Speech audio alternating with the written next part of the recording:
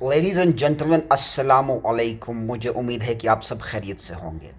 आज थोड़ी सी गुफ्तगू करते हैं वर्क सेफ्टी के हवाले से कि ये कितना इम्पोर्टेंट है। और अगर हम अपने काम में जहाँ भी हम काम कर रहे हैं हम सेफ्टी और सिक्योरिटी प्लान के हिसाब से काम नहीं करेंगे, हम किसी भी बड़े प्रॉब्लम, किसी बड़े डिसेबिलिटी का शिकार हो सकते हैं।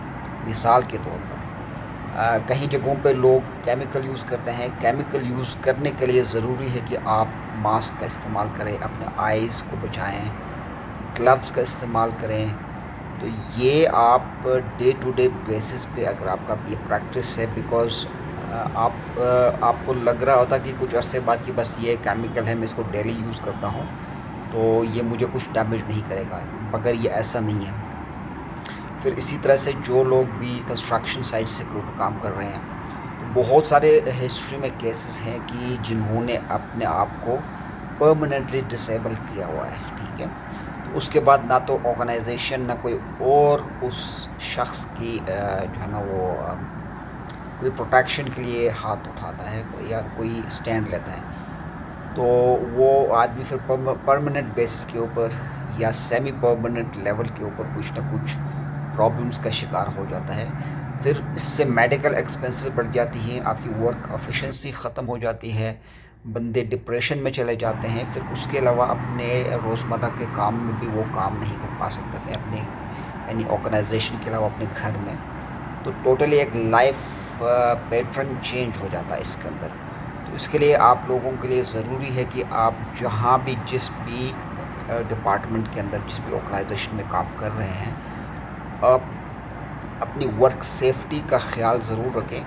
अपनी सेफ्टी प्रिकॉशंस के ऊपर आप ज़रूर ख़्याल रखें, क्योंकि सबसे पहले सेफ्टी फ़र्स्ट ऑलवेज़।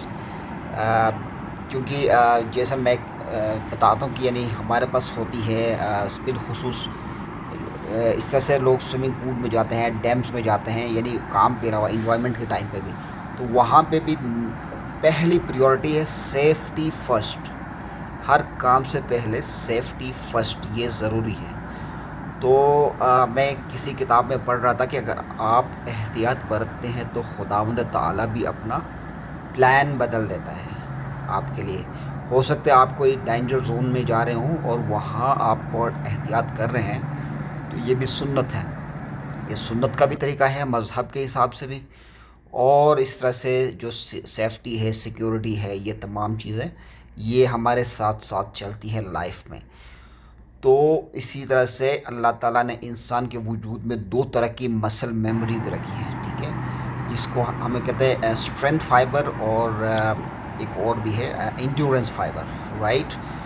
तो इस तरह से ये फाइबर एक्टिवेट होती है, यानी मिसाल के तौर पर एकदम से अगर हमारे सामने कोई ऐसा जानवर आ जाए हैं तो हम एकदम चौंक जाते हैं। ठीक है, या कोई हमें डराए तो हमारे बॉडी से एकदम एक रिस्पॉन्स आती है, किसी भी शोर का, किसी भी एक्शन का रिएक्शन आता है।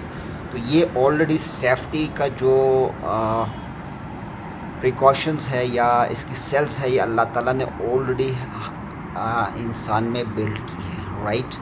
इसके लिए आप जहाँ भी काम कर रहे हैं, जिस ऑर्गेनाइजेशन में भी काम कर रहे हैं, आप अपनी सेफ्टी प्लान को मद्देनज़र लाजमी रखिएगा, राइट। तो इसके अलावा फिर बड़े ह्यूज लेवल की चीज़ें होती है। कुछ होती है इंडिविजुअल बेस्ड सेफ्टी, कुछ होती है ग्रुप बेस्ड या ऑर्गेनाइजेशनल बेस्ड।